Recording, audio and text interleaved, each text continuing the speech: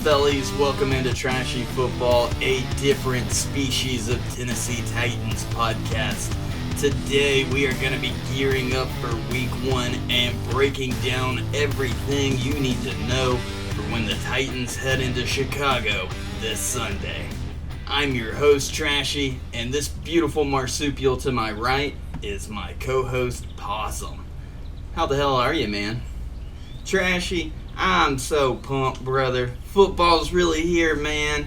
No more mock drafts, no more preseason. Real football, man. A whole new era for them Tennessee Tits this weekend, dude. I'm ready. As am I. Brian Callahan will begin his head coaching career in the state he was born in when the Titans traveled to Soldier Field to face the 2024 undisputed off-season champions, the Bears. Man, Callie, he's from Illinois. You know, that's got to be some good juju, right? Going into first game as a head coach. Hopefully. I tell you, Trashy, they can be off-season champs and media darlings because I am A-OK with them tits sliding under the radar this year, man. You know. Yeah, I don't want the off-season champ real. It blows my mind, dude. Rand just keeps cooking and stacking the deck with them dogs on that defense, man. Yeah, Rand has continued to bring in high-end starters at every point this offseason. I believe there's 11 new players starting across the offense and defense. A massive overhaul, and with it, a lot of new optimism. And the same can be said for Chicago, and most of that optimism revolves around new QB and first overall draft pick, Caleb Williams.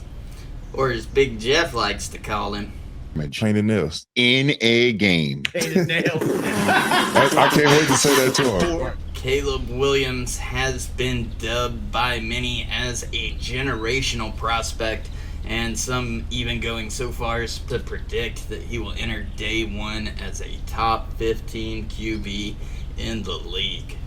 Is generational one of those words they change the meaning of or something? You know, Trevor Lawrence, generational talent. Bryce Young, generational talent. I mean, are they talking in dog years or something, man? It does get thrown around a lot, but make no mistake, Williams is talented, and the Bears have invested a lot in giving him plenty of weapons.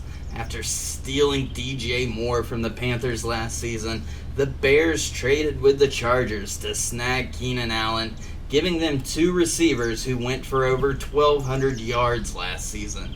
They didn't stop there, though. On draft night, after picking Williams at number 1, they selected wide receiver Rome Odunze at number 9, adding another pass-catching threat to the arsenal.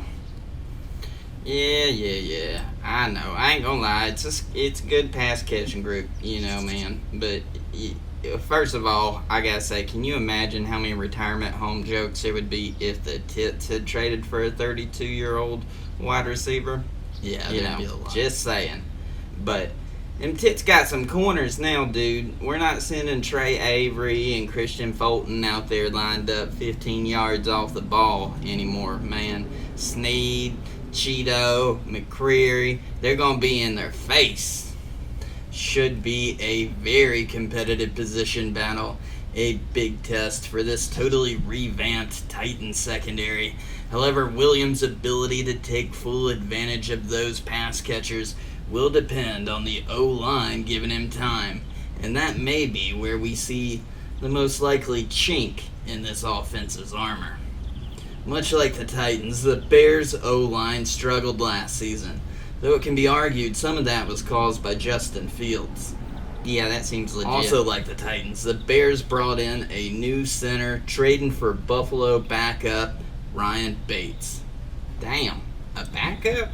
Guess not every team can sign a top-shelf center like Cushenberry. Now, Bates has done well in limited action across multiple positions on the O-line, but jumping to starting center is a tall task. Next to him at right guard is a familiar face and former Titan, Nate Davis. Oh, sweet Jesus, Big Jeff and T. Sweat are about to feast. We could certainly hope so. Davis was signed by the Bears last offseason and has played well, like Nate Davis. Which ain't great. If Jeffrey Simmons and Devondre Sweat can create interior pressure consistently, it'll make Williams' debut a whole lot tougher. And adding to this, new defensive coordinator Denard Wilson has been stashing away players that excel at rushing the passer from different positions across the field. Damn right he has. Ernest Jones, Jamal Adams, all excel at blitzing from the backfield. Every one of them, It means man. there's going to be a lot of different looks thrown at Caleb that he hasn't seen in college or the preseason. Engage 8 every play, baby. How the Bears scheme receivers open and adapt will be determined by new OC Shane Waldron, who had the same role in Seattle the past 3 seasons. Yeah, see how fans were real sad to see him go. The Titans defense has the talent to win this matchup, and if Damn right. Caleb Williams is as good as they say, then there's no better time to face him than week 1. But we'll have to see how quickly all these new pieces in the Titans defense can gel together. Now the Bears defense has undergone more subtle changes, including bringing in a new defensive coordinator in Eric Washington. But it should still be Bears head coach Matt Eberflus calling the shots. Eberflus has traditionally run a defensive scheme similar to the one we saw with Mike Vrabel here. Oh boy. 2 high safety, zone coverage, cornerbacks that line up off ball, relying on the front 4 to generate pressure without a lot of blitzes. Not going to miss Last that year. shit. They were excellent in run defense, but struggled with the pass rush up until adding edge Montez Sweat at the trade deadline. The Titans O-line is going to have a tall task in keeping Sweat contained. He had 19 sacks last year, becoming the first player to ever lead 2 teams in sacks in 1 season. Now, granted, that's partially because of how good Sweat is, and partially because of how paper-thin the rest of the Bears' D-line is. And Will Levis is going to need that time in the pocket because the Bears have a very solid group of cornerbacks and broke the bank to keep their star Jalen Johnson. This position battle is again going to be strength against strength, and the Titans wide receivers will have to find the gaps in zone coverage and create separation one-on-one to give Levis windows to throw into. And another familiar face is going to be in that secondary. Kevin Byard will be starting as the safety for the Chicago Bears. Hey, Trashy, man, you know I love KB.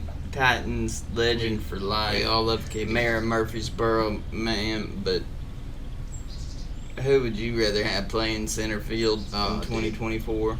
Quandre Diggs or KB, man? I mean, no sentimental stuff, dude. Just who's better today?